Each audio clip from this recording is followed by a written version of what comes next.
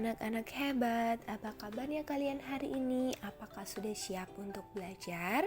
Nah, kalau sudah siap, kali ini kita akan belajar tentang tokoh dalam teks fiksi, karakteristik individu, dan kegiatan ekonomi. Sebelumnya, tahukah kamu apa itu teks fiksi?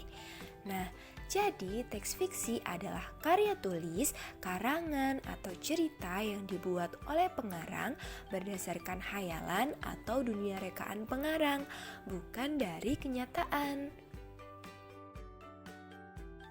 Selanjutnya ada ciri-ciri teks fiksi, yaitu yang pertama bersifat imajinasi dari berbagai pengarang, yang kedua secara umum cerita fiksi ini bercerita tentang perasaan pembaca, bukan nilai logika, melainkan emosi.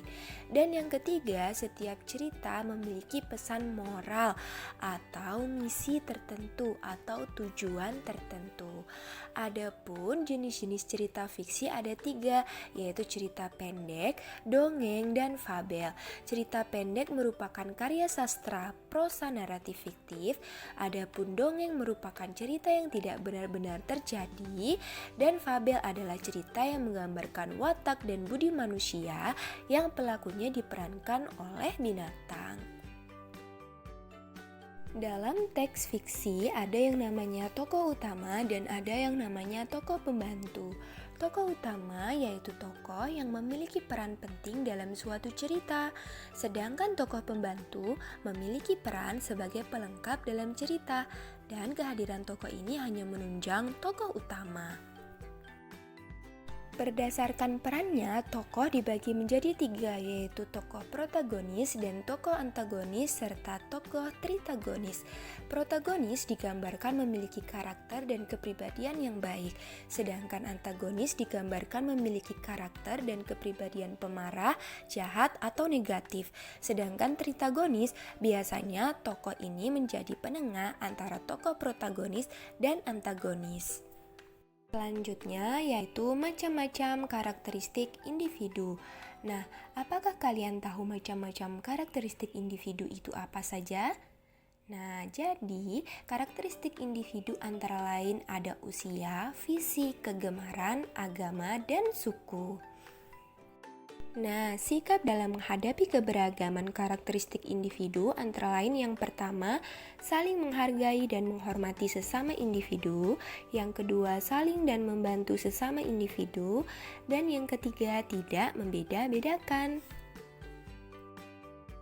Adapun manfaat dari keberagaman karakteristik individu yaitu yang pertama sebagai alat pemersatu bangsa, yang kedua dapat memupuk sikap toleransi, yang ketiga dapat menanamkan sifat menerima dan menghargai adanya perbedaan, yang keempat dapat saling belajar bersosialisasi. Nah, selanjutnya kita akan belajar tentang kegiatan ekonomi.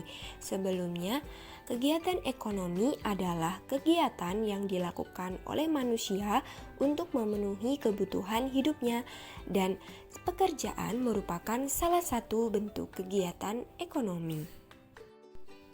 Nah, pekerjaan dibedakan menjadi 2. Yang pertama, pekerjaan yang menghasilkan barang. Pekerjaan yang menghasilkan suatu barang yang bisa dipergunakan oleh seseorang. Contohnya petani dapat menghasilkan padi dan jagung. Kemudian nelayan dapat menghasilkan ikan. Peternak dapat menghasilkan daging, susu, dan wol. Dan pada penjual kue serta pengrajin.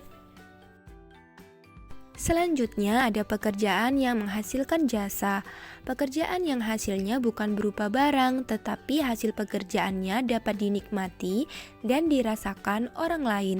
Contohnya guru, dokter, perawat, tukang potong rambut, polisi, tentara, dan seniman. Dan tentunya masih banyak lagi. Sekian pembelajaran kita hari ini, sampai jumpa.